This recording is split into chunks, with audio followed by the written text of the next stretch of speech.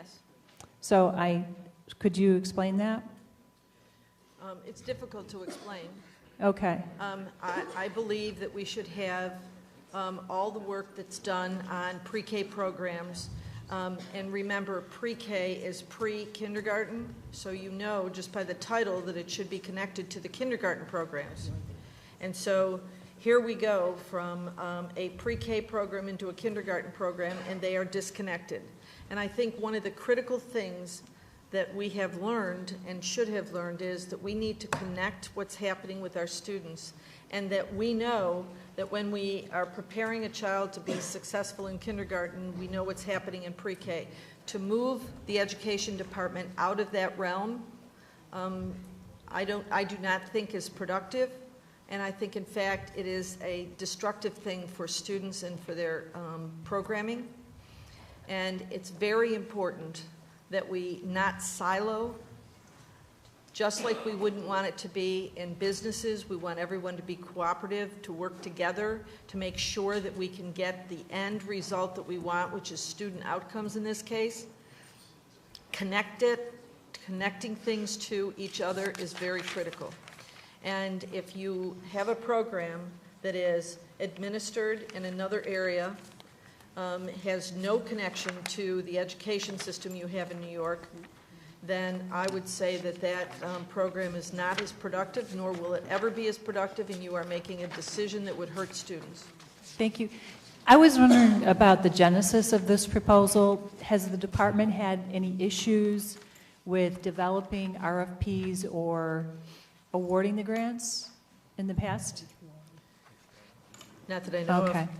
So your strong recommendation is that the legislature should reject this proposal and keep all of the education together. Is that what you're saying? Yes. Okay. Well, thank you. A very strong recommendation. Very strong.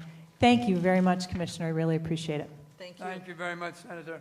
We're going to take a 10-minute break. There's about 7 people more. I'm going to cut you all back to 5 minutes. And no one else can get online. And the reason I'm doing it is because there are people who have been waiting too long. We'll be in the middle of the night again. The Senate is done.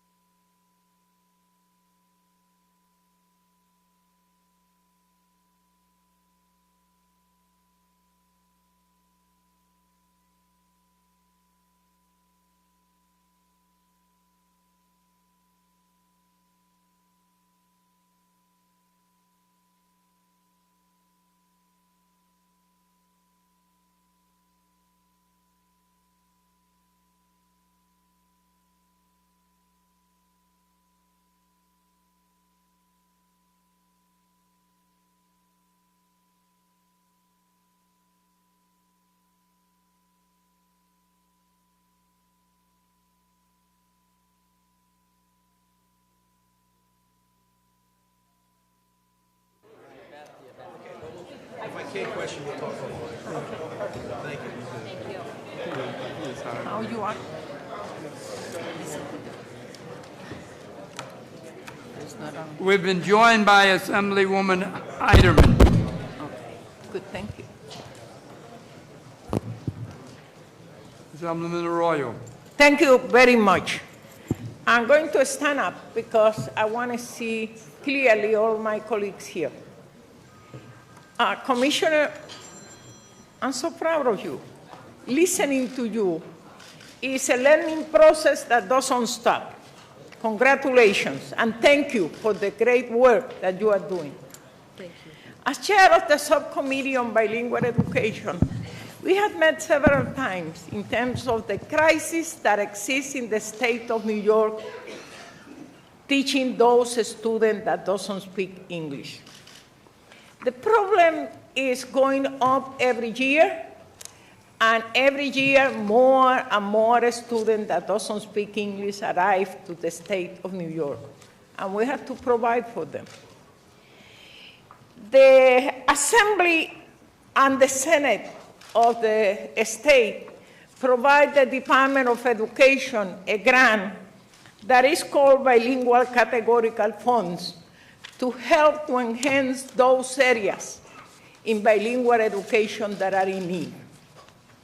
This year, that the crisis has expanded to so many areas in the state, we are requesting to put in the budget $20 million to enhance the program. But there is the categorical funds have rules and regulations that you cannot hire teachers from that money.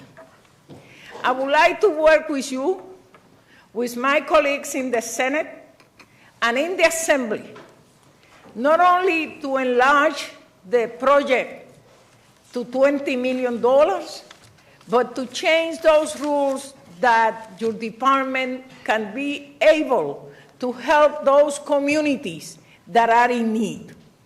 Because when I speak to my colleagues and the problems that they are having all over the state, in the city of New York, where the chancellor had killed the bilingual education program, we have to work together to help those areas and those schools that are in need of services for those students that are coming here.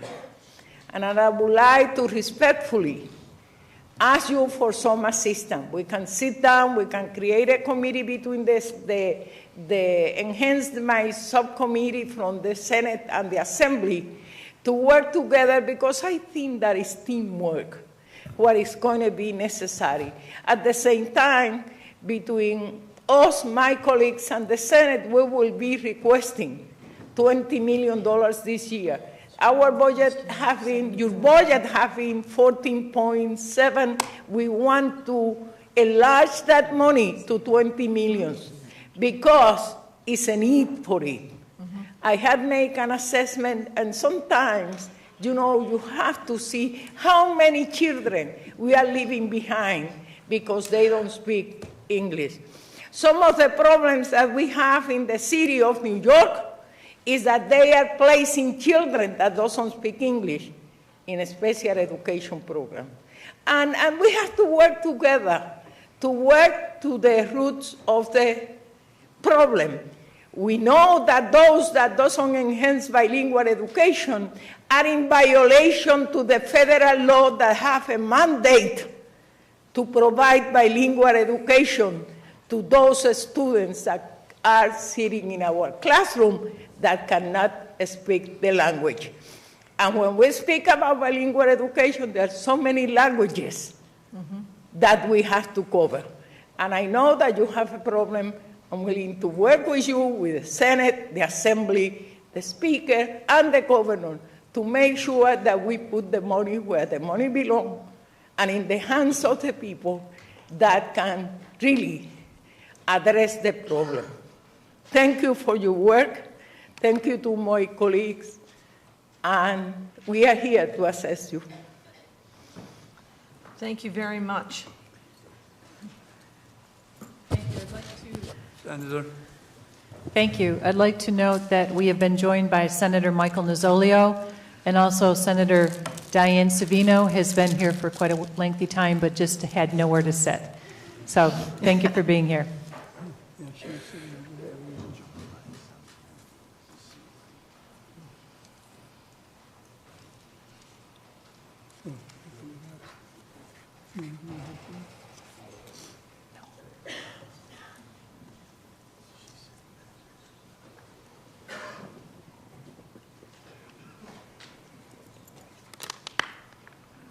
Assemblyman Murray. Thank you, Mr. Chairman, and Commissioner, thank you for being here and for all of your very informative answers. I just have one issue that I want to broach right now, and that is the Title I funding from the federal government and the recent letters that came out from the federal government threatening to withhold this funding from schools who don't meet the 95% criteria regarding testing. I've received quite a few phone calls, superintendents, teachers, but mostly parents. First, let me say I think it's absolutely unconscionable that any government agency would threaten to withhold tax dollars from schools, from parents, as a form of punishment for parents doing what they think is best for their children. So they're actually putting parents in a position where they say if we're doing what we think is best for our children, we could be hurting our children. I think that's absolutely terrible. But the calls that I'm getting, and I'd like to get your opinion on this, the phone calls I'm getting is from parents who are saying, why are we doing these tests this year? And I lay this out because the tests that are currently going to be administered are still the Pearson tests, but they're going to be tweaked, I believe, right? They are questions that would have been developed with the prior firm.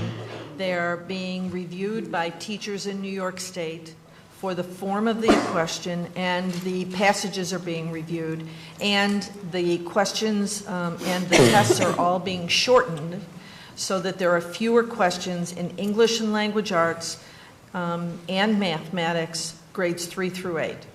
So it's not the same length. It's not the same type, it may be the same similar questions coming from a pool of questions, but it is not the same test, and it's all being reviewed by New York State teachers. Okay. Well, the point I'm getting at is the tests currently will not be used for teacher evaluations, which I agree with. They won't be used for the promotion of students as far as their grades and their scores. So the parents are saying, why are our kids being used as guinea pigs right now with the threat of us losing funding if they don't take these tests? Because we're going to move on from Pearson to Questar, I believe, is going to be the new vendor. We've already moved to Questar. Okay. Now, are they a private company?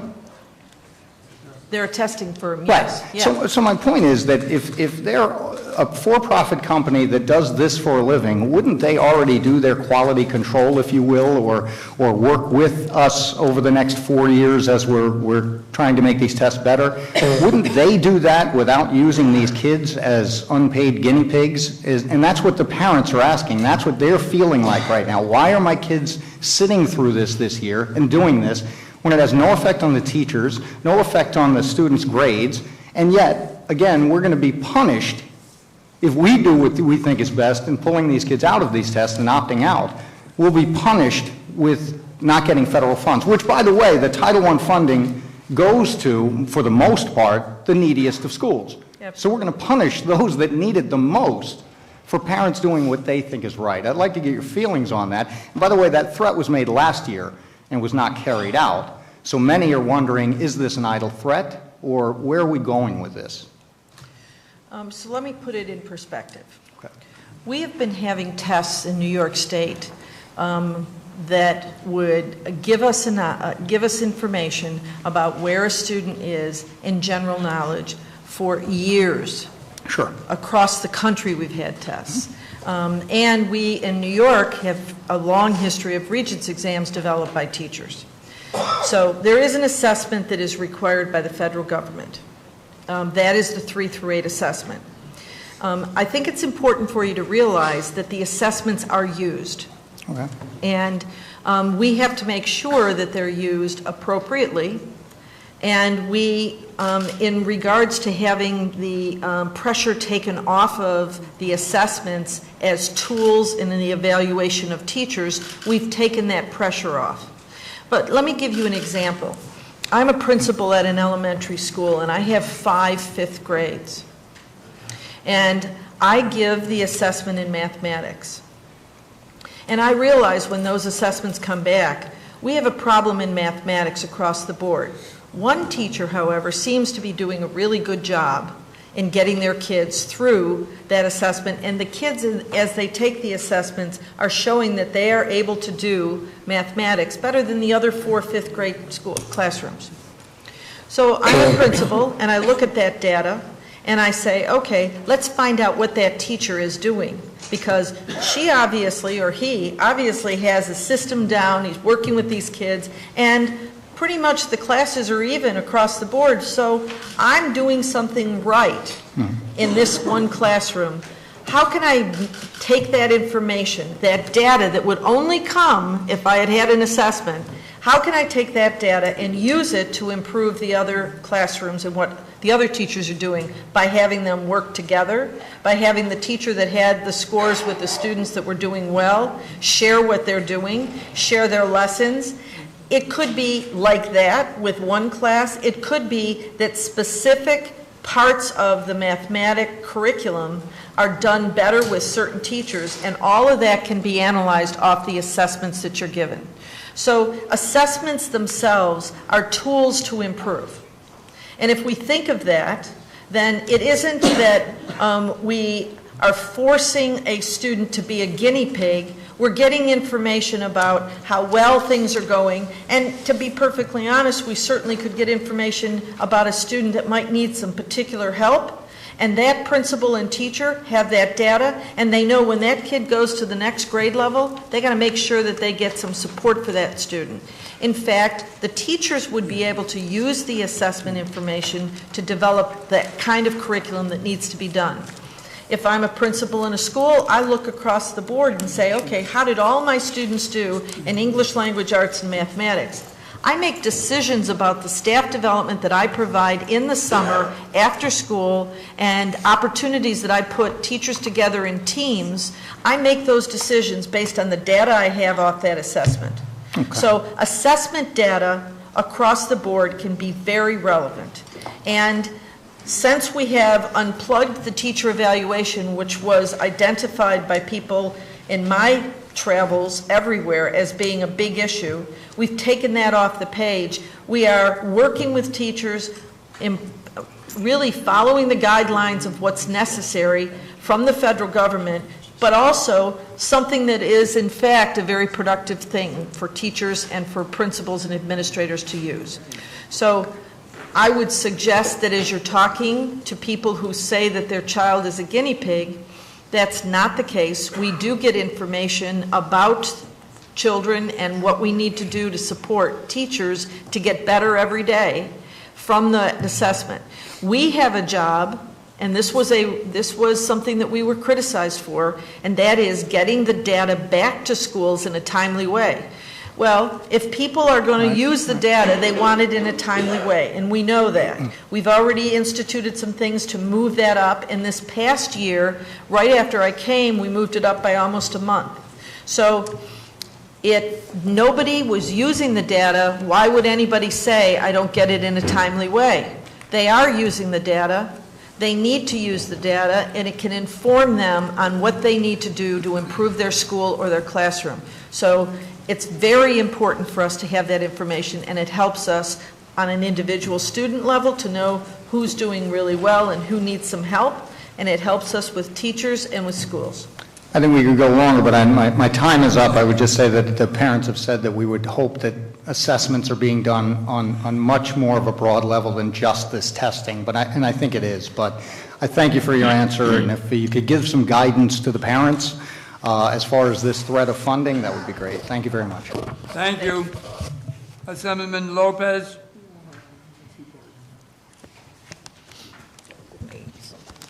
Thank you, Chairman, and thank you, Commissioner. You've been very poised and very thoughtful with your engagement with us today. I want to hit one item quickly. I know we have a short time frame.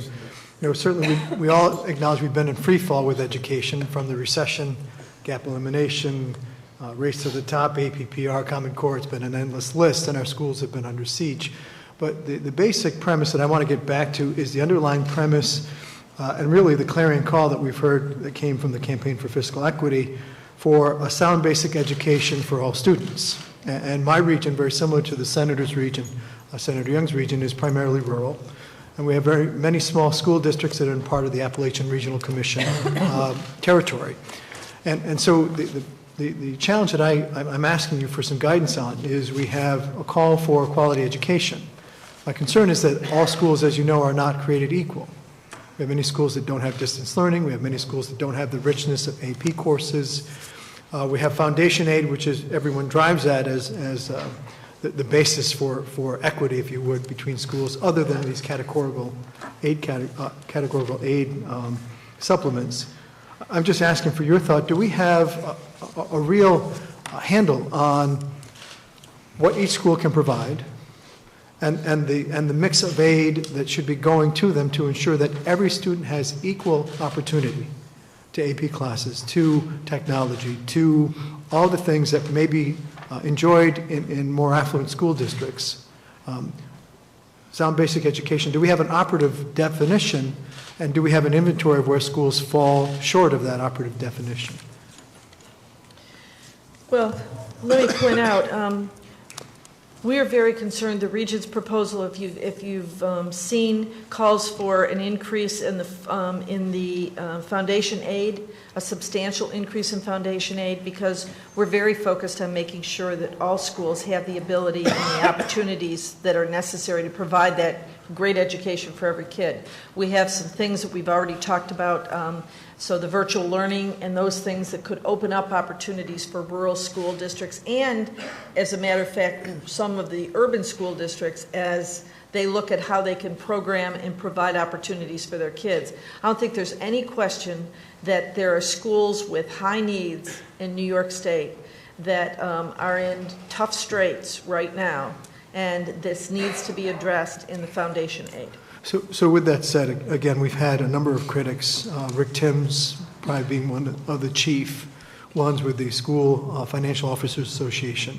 And he's pointed out flaws in foundation aid. Do you feel that there's any ability or willingness, it's like opening Pandora's box, I understand, to really focus on, we're not interested really in giving money to all schools when in this specific instance, when there are some schools that are not even on an equal footing with their peers. And so I'm getting back to the issue of how do we equalize within the foundation aid framework, recognizing that foundation aid alone may not be the answer.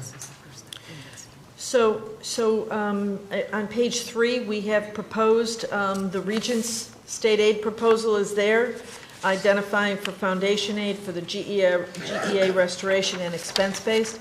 But I would suggest to you, Regent Talon is on our Regent's board. He's been very, very proactive in working with the regions on the development of their budget and the budget process.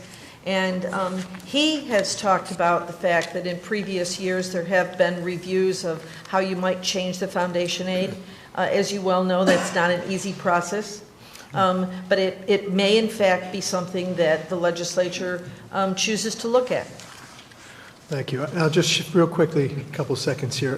Back to APPR, and I know the ball's in your court in that regard. My wife is a special ed teacher, and I have a brother who's a teacher sister-in-law. One of the issues that's come up is within the APPR assessment of teachers, are we going to give any weight to the limitations of a teacher to address what you talked about with the parental involvement, issues of poverty, drug abuse, domestic violence, absenteeism? Is that going to be weighed or reflected in the new APPR regime? Well, and so it's interesting when you look at the formula that was in place that we will be reviewing, obviously, if we decide to move forward on a growth model. But I will tell you that there are factors that were included, like the poverty level of the students, like the attendance rate of the students, things like that, that would certainly would have been in effect.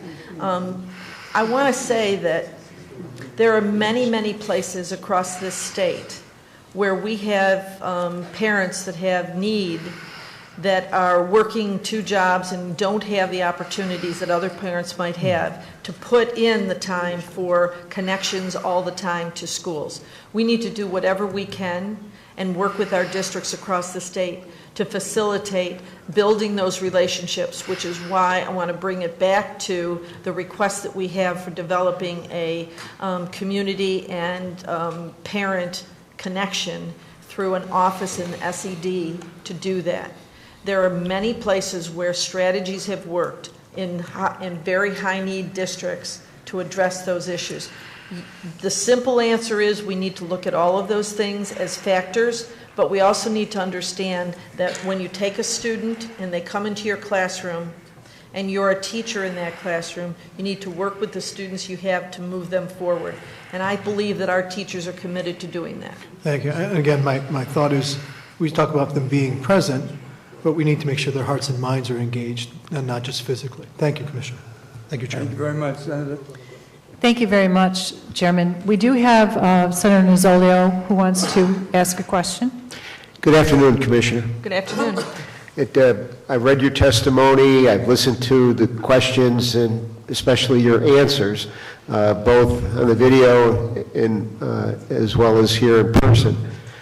You've addressed many issues of extremely serious note, and I continue to press you to do what you're doing and continue communicating with the legislature how you're doing it and what you need to do to make things better. This issue that I'm going to present in a very brief format is one that has nothing to do with the very cosmic and important issues discussed this morning and this afternoon. It deals, though, with a very personal question to many individual students whose often future rests in the balance. And it has nothing to do with academics. But it has everything to do with scholastic participation in extracurricular activities, particularly athletics. I don't believe I would have gone to the college I went to if it wasn't for scholastic sports. Athletics are important to me and important to students, and I believe a wonderful educational tool for young women and young men, and I believe those opportunities need to be expanded. Upstate New York, the place where you're from, where you taught, and particularly the more rural areas of upstate, have a tremendous challenge to meet the requirements of Title IX, to meet the mandates generally of budgets and school districts. We found many school districts cooperating with each other and having joint athletic teams from a variety of districts, joint athletic participation. Particularly in the sports of swimming, indoor track, the kinds of things where require a great deal of cost to develop the infrastructure.